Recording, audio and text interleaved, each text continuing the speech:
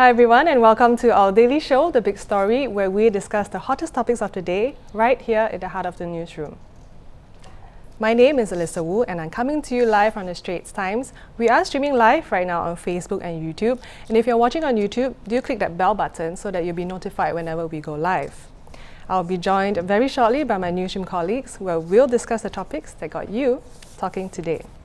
For our first story, from June 2020, carpooling services with a fleet of 800 or more vehicles will be licensed under a regulatory framework. This is new, and this will govern all point-to-point transport. I have here with me Senior Transport Correspondent Christopher Tan to discuss this. Hi, Chris. Hi. Okay.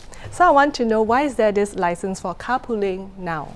Right, because carpooling has grown to be quite popular and account for quite a lot of trips. According to one estimate, the number of drivers on these carpooling apps, twice the number of, double that of private hire, right? So it's a very sizable pool of drivers, accounting for a large number of trips. So when something is so huge, you need some kind of a regulation to ensure that things go on right and things don't go awry. And there's also concern that this may be deviating away from its not-for-profit origins, right? Exactly. I think, when carpooling framework was set up some time ago, it was very informal understanding that, a driver is not supposed to pick up fares out of his original route. For instance, if I'm going from Toa Payoh to Shenton Way, I'm not supposed to deviate and pick up people from Geylang or whatever, right? And the principle of that is that you don't contribute to congestion, right? You're just going along your way and to pick up someone who's going the same way, right? And you're not supposed to charge commercial fares. You're just supposed to charge and recoup costs incurred during that trip, things like fuel, parking, things like that, or maybe ERP. Right? But so far, the reality is that quite a lot of fares are actually quite commercial, right? We very often grab hitch rides are $10, $12, $15, right? And so I think because of these things, we need to have some kind of a licensing regime to kind of differentiate what carpooling is from taxis and private hire rides. So are there any details of what this license will cover? There are not a lot of details. It's just that Senior Minister of State for Transport mentioned that it will probably not be as onerous as the licensing regime for the ride-hail and street-hail providers. Okay. So let's say I'm a Grab Hitch driver. How is it going to affect me? Will it affect my earnings? It depends on how the industry responds to this new licensing. If, let's say, the licensing stipulates that you have to follow the criteria that was set out initially on carpooling. For instance, what I mentioned just now about not picking up anyone that is not along your way, not charging commercial rates, right? If they respond in a way that say, okay, now we have to reset, recalibrate our fares, there is a likelihood that carpooling fares will be lower, which is good for consumers, but maybe not so good for drivers. I understand. Yeah. So what are your personal opinions about this new carpooling license? I think it's about time. Like I said, they account for a huge number of trips now. And we don't want to have a situation where they are actually a huge transport provider that's flying under the radar, right? As they tend to be now, right? Because for taxis, it's very transparent. We know who the taxi drivers are. We know what the vehicles look like. And private hire, we have the blue label to distinguish them from normal cars. And now they're going to be licensed. The drivers will go through training. But for carpooling, really there is none of that, right? It's up to the drivers themselves to kind of and also the app providers to kind of self-regulate. So I think it's about time that that the government does something, and I'm glad that it's doing so. Because in this way, they are being fair to the other road users as well, right? Fair to everybody, right? Fair to the commercial providers, and also fair to other motorists on the road. Because if you are not picking up people along the way, just strictly along the way, you are actually adding to congestion. Right. I understand. Thank you so much, Chris, for sharing with us. If you'd like to read the full story, do head on to straitstimes.com. Now, for our second story, to celebrate National Day, our Straits Times photojournalists looked at places and communities that hold a special meaning for them, which they shared in a photography and multimedia project called My Home SG. To share more about this, I have here with me executive photojournalist Selbin. Hi Selbin, you were here yesterday as well, so we all know you've been arrowed again. Right, so can you tell us about this project? Okay, so basically how did this project come about? It was because, so for us as photojournalists, one of the most interesting part about our work is that we get to go to different places and see different people out there. So the desk actually produces this weekly photo feature called Home in Focus. So it covers stories on local people, community and issues, and it's already something that we already do. And it's out every Monday, right? Yes. So that when it came time that we wanted to pursue like a desk project for National Day, because it's bicentennial and everything, so we decided to do what we do best, which is to tell stories, visual stories, and then through photography and multimedia.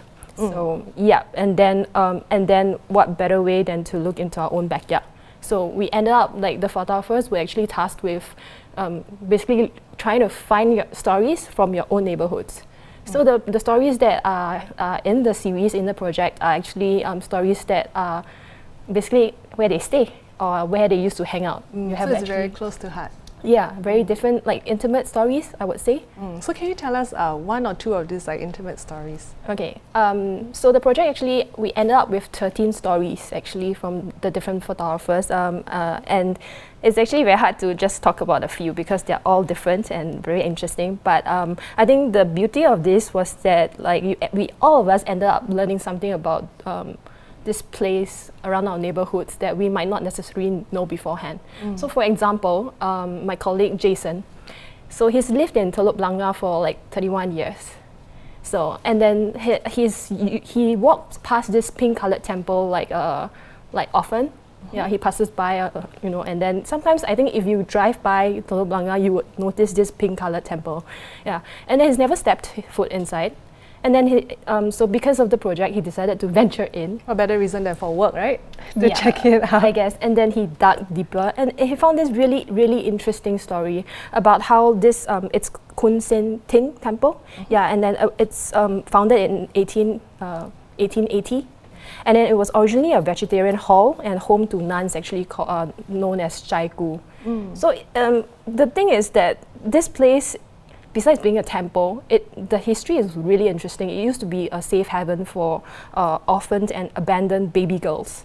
Yeah, and then so he ended up with this really, really interesting story about its history and about its current temple caretaker, Molly, who was adopted when she was like a month old. So that is something that I hope you guys will enjoy. Yeah. And I know the second story, this one I'm quite interested in it because I used to live in Serangoon North. And one of the photojournalists, he does too, and he did a story around that area. So can you share more about that one? Yeah, so when we decided to do, when we were exploring Serangoon North, he actually decided, we realized that everybody knows about this area that is full of pet shops. So when he decided to go into that topic, he zoomed in on birds. So there was this, so in this project, he actually did two fun pieces and videos. One explores a bird singing competition and a bird corner, where I think that's in Serangoon Avenue 1. Yeah, yes. 151. And then basically every month you have, every other month you have competition held and bird owners from around Singapore actually come. Yeah, and then besides that, there's this place called the Pet Walk. It's at Avenue 2 of Serangoon North, if I'm not wrong. And then parrot enthusiasts and hobbyists, they will bring their macaws and cockatoos, and they'll just hang out there. And then it's really cool because if you're just walking by, you just hear sounds of chirps and of the birds and parrots. Yeah. So all these sound very interesting. And I was wondering, what do you hope for people to take away from this project? I think it's so a colleague actually told me that the beauty of this series is that we actually uncover nuggets of stories about our neighborhoods that it doesn't necessarily make the news pages. Yeah, so I think for me personally, I do hope that people learn something about through the stories about their neighborhoods.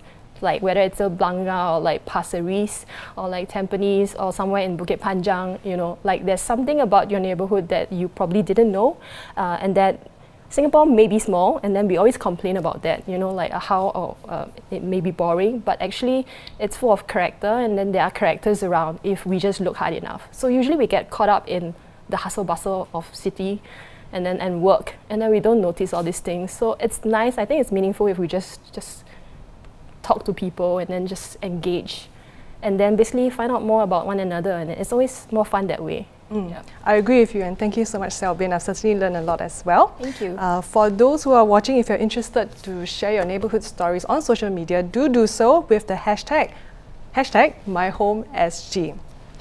To view this project in its entirety, do visit the link on the screen right now. There you go. So those were our top stories for today, but don't forget, tomorrow we have a live coverage of the pre-National Day Parade show as part of a special Hangout with ST episode. Our hosts, me included, will go live at 5 p.m. on the 9th of August on the Straits Times Facebook page. We have a teaser trailer for this live show lined up for you right after this, so don't go away. But in the meantime, thank you for watching The Big Story. Have a good Hari Raya Haji, and we will see you again on Tuesday. Welcome to another episode of Hangout with ST. She's Alyssa. And he's Haryanto. Hey, I'm Sam Joe. And I'm Rachel Quack. It's Renee coming to you live. This is our NDP edition now. As you can see, we're coming to you live from the Padang, and We bring you behind the scenes of the NDP 2019. this is our pre-parade show for Hangout with ST, the National Day edition. So catch us live at the Padang on 9th August. 5 p.m. on the Straits Times Facebook page.